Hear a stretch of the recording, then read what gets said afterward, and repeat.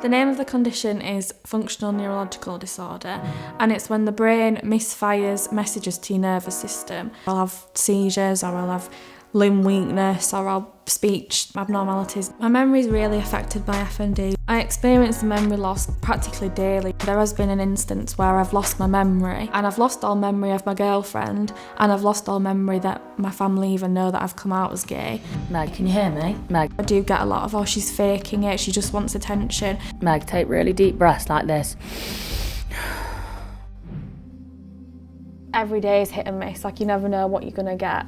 Some days I can wake up and my hand could be completely locked, and that would mean that I might not be able to brush my teeth that morning because my hands are locked. I can't really sit down and eat a full meal because I'll probably have a sleep attack.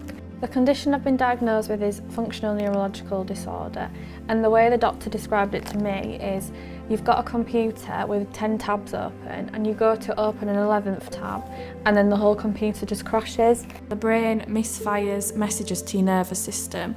I'll have seizures, or I'll have limb weakness, or I'll speech abnormalities. I just can't really have any time on my own because I do just have to be supervised. My symptoms first started in 2017. I felt really uneasy and I was telling my friends I don't feel well, I think I need to go outside. And then I must have fallen and collapsed. And then when I woke up I had no feeling on the left-hand side of my body. It was 6 months after I started with the symptoms, and this one doctor said we think it might be functional neurological disorder.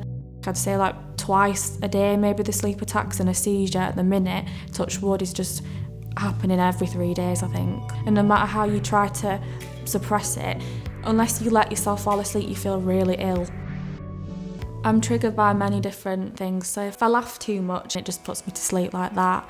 And then definitely eating's a big one because it makes me really tired. I don't want to be seen as the weirdo that sleeps at the table, or she might have a fit, and it puts people off spending time with you sometimes because they don't know what they're going to get. My memory is really affected by FND. There has been an instance where I've lost my memory, and I've lost all memory of my girlfriend, and I've lost all memory that my family even know that I've come out as gay.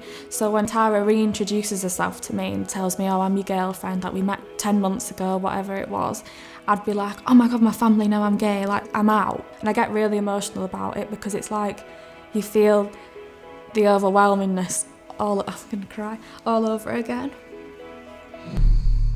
Meg, take really deep breaths.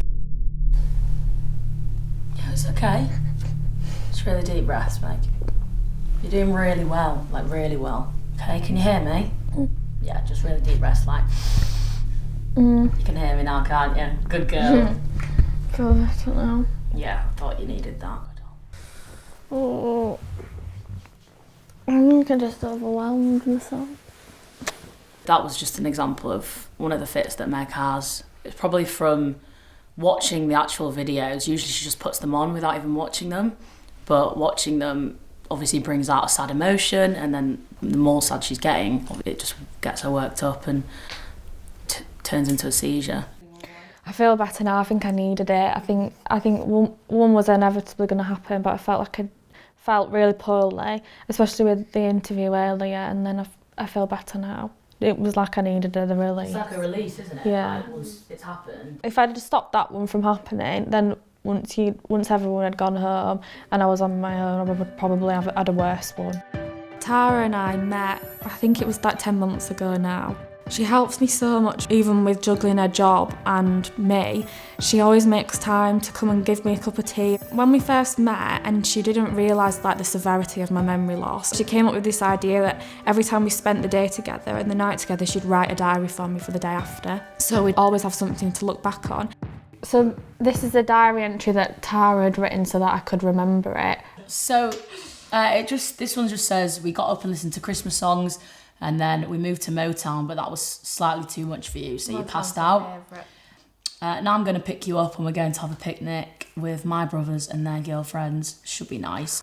I've just never had someone who understands me as much as her. At first, it was obviously harder to grasp because every day she'd wake up and there would be a new symptom of something else. But then as I sort of understood Meg's illness more, I managed to cope with it and try help her in different ways that I could help her.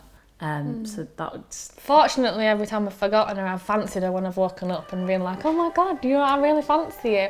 But there could be one day I do forget and come round and I'm thinking, oh, she's not for me. That wouldn't happen.